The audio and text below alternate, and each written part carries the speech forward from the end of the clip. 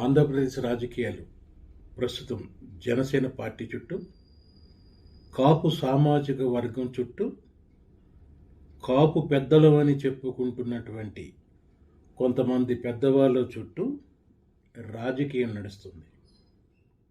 ఇటీవలే మనం చూసాం, మొన్నటి వరకు జనసేన పార్టీని విమర్శిస్తూ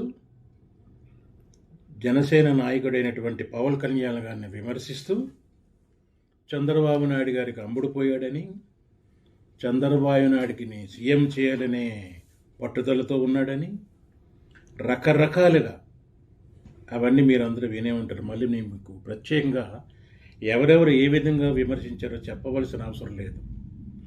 ఆంధ్రప్రదేశ్ ప్రజలకే కాదు, ఇతర రాష్ట్రాల ప్రజలు కూడా చూస్తూ ఉన్నారు.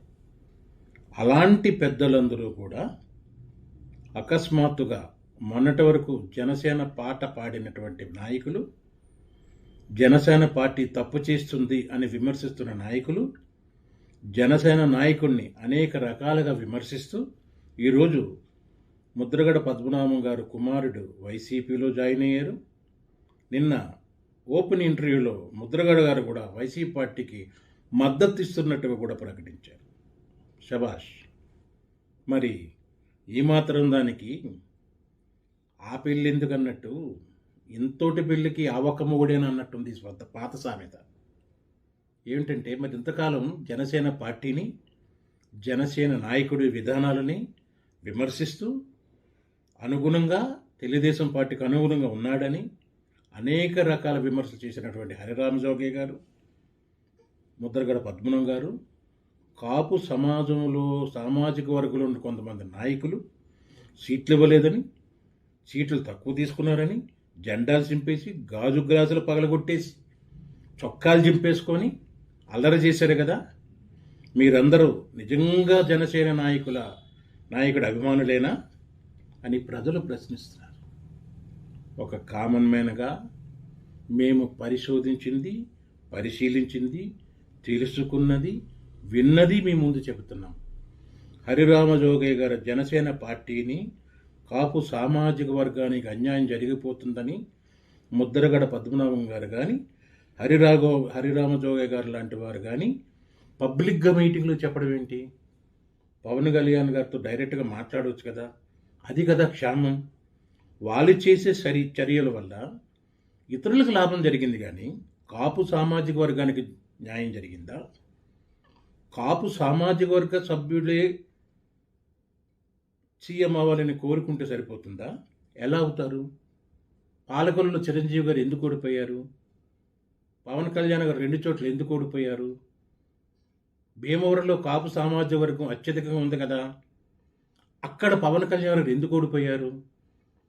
తన సొంత ఊరు పాలకొల్లులో చిరంజీవి గారు ఎందుకు ఓడిపోయారు? దీనికి కాపు సామాజిక వర్గం సమాధానం చెబుతుందా? కాపు పెద్దలు దీనికి సమాధానం చెబుతారా? కేవలం కాపు సమాజం అంతా జనసేన పార్టీ సొత్తైనట్టు, కాపు సామాజిక వర్గం ఒక్కటే ఆంధ్రప్రదేశ్లో ఉన్నట్టు, వేరే వాళ్ళు ఎవరు లేనట్టు మాట్లాడడం ఇది సామాజికమైనటువంటి విషయం కాదు. ఒక సమాజహితాన్ని కోరుకునే వాళ్ళు తమ కులం బాగుపడాలని కోరుకోవడం తప్పు కాదు, తమ వ్యక్తి గొప్పవాడు కావాలని కోరుకోవడం తప్పు కాదు. కానీ అది నిబద్ధతతో చేయాలి. అంతేగాని మనసులో ఒక భావం పెట్టుకొని పైకి విమర్శిస్తూ వేరే రాజకీయ పార్టీలకు సహాయపడుతూ ఈరోజు అన్ని అవమానాలు భరించి, అన్ని విషయాలను దృష్టిలో పెట్టుకొని ధీటుగా నిలబడినటువంటి హీరో పవన్ కళ్యాణ్ గారిని దారుణంగా విమర్శించటం, వెంటనే వైసీపీలో జాయిన్ అయిపోవటం. ప్రజలు చూస్తూ ఊరుకుని మీ ముఖం మీద ఏమీ అనలేదని మీరు అనుకుంటున్నారా? లేక ఆంధ్రప్రదేశ్లో ప్రజలు మీకోసం మాట్లాడుకోవడం అనుకుంటున్నారా? అసలు ప్రజలకి ఏమీ తెలియదని అనుకుంటున్నారా? ఇలాంటి చర్యలు కట్టిబెట్టండి. సమాజ బాగు కోసం అందరూ కలిసి రావాలి. రాష్ట్ర బాగు కోసం అందరూ కలిసి రావాలి. అందరి ప్రజలు ఒకటై వాళ్ళకి ఏది మంచో వాళ్ళు నిర్ణయం చేసుకోవాలి. మాకు పార్టీలతో సంబంధం లేదు. ఎవరు అధికారం రావాలో మేము నిర్ణయం చేయటం లేదు. కానీ అది ప్రజల ఇష్టం. కానీ ఈ మధ్యలో కులాల పేరిట, మతాల పేరిట విధ్వంసాలు సృష్టించడం, వివాదాలు సృష్టించడం, అగ్ని రాజేయడం, అభివృద్ధి చెందుతున్నటువంటి రాష్ట్రాన్ని అధోగతి పాలు చేయడానికి మాత్రమే ఇలాంటి చర్యలు పనికొస్తాయి. కాబట్టి ప్రజలారా, ప్రత్యేకంగా ఆంధ్రప్రదేశ్ ప్రజలారా జాగ్రత్తగా ఉండండి. తస్మాత్ జాగ్రత్త.